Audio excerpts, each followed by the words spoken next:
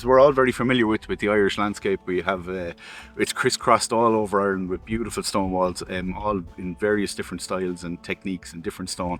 We have about 400,000 kilometres of dry stone walls in Ireland, believe it or not.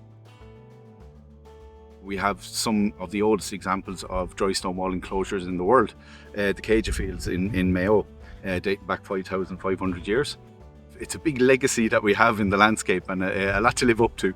But I suppose the origins of it were delineating land when farming and agriculture started to be brought into Ireland. It's so deeply connected to farming and agriculture. They're a hugely important part of our landscape and our agriculture, and part of our farmscapes as well.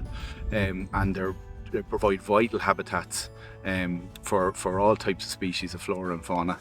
There were boundaries and ways of people kind of marking out exactly where their land boundaries were.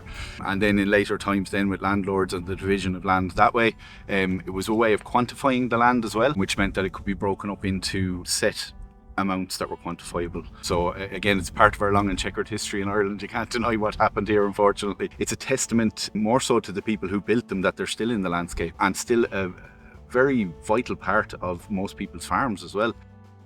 In their various states of repair, they're still doing jobs. You think more so along the landscape of Galway with the big single stone walls you'd see around there. Some of them are in fantastic condition and still a very practical part of a working farm, more so than fencing out those fields. Farmers are still maintaining them. And in other parts of Ireland as well, there seems to be a little bit of a resurgence in interest, and hopefully we can encourage that.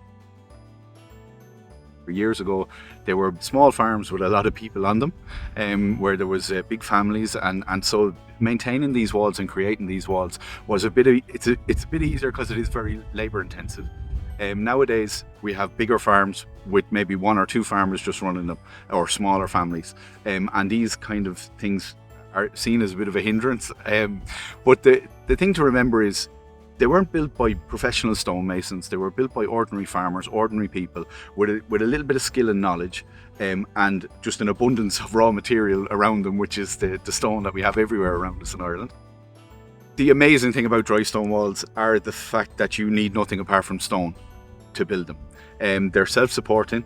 They don't need any additional cements or anything like that to hold them up. You're relying on gravity and friction as the mortar to hold the stone together.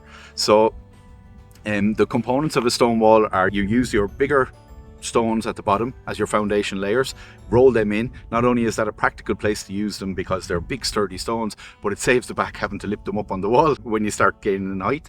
Then you have your main body of the wall is made up of your general size stones, and then about halfway up the wall, a vital component of the stone wall is a thing called a through stone, which goes right the way through the stone from face to face, and that ties the two faces of the wall together. And that's a really, really important part of your wall. All the way up the wall then, all of the gaps are filled with smaller stones called hearting. They're vital components that lock all of those bigger stones in place and prevent any movement. And then as you come up to the top of the wall, you would sometimes have a top layer of stone known as a capping stone or a coping stone. They can be particular to a particular style in a particular area, maybe a soldier course where stones are all on edge.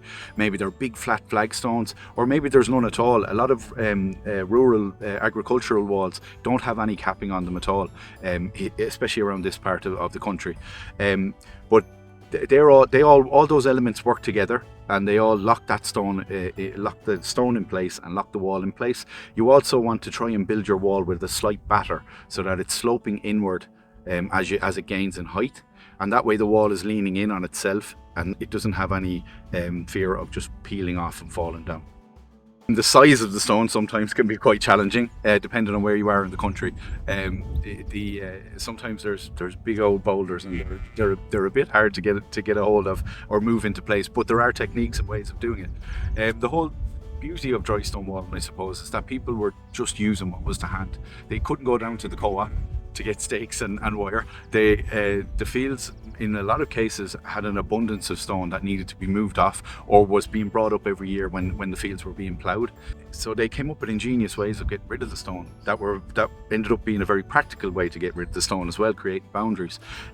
Some of the other challenges, I suppose, are terrain.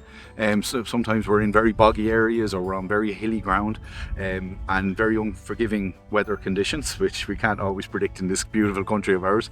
But most of the time it's very therapeutic, and I have a lot of people come up to me when I'm teaching workshops, a lot of farmers in particular, and the famous saying is, geez, you want great patience to do that. You'd want great patience for that kind of work. And I'm thinking, well, especially for a farmer, who spent their whole life, making a farm a viable thing, this takes a lot less patience than trying to bring a cow to full weight or a sheep and make this ground pay for them. This is only a tiny part of that.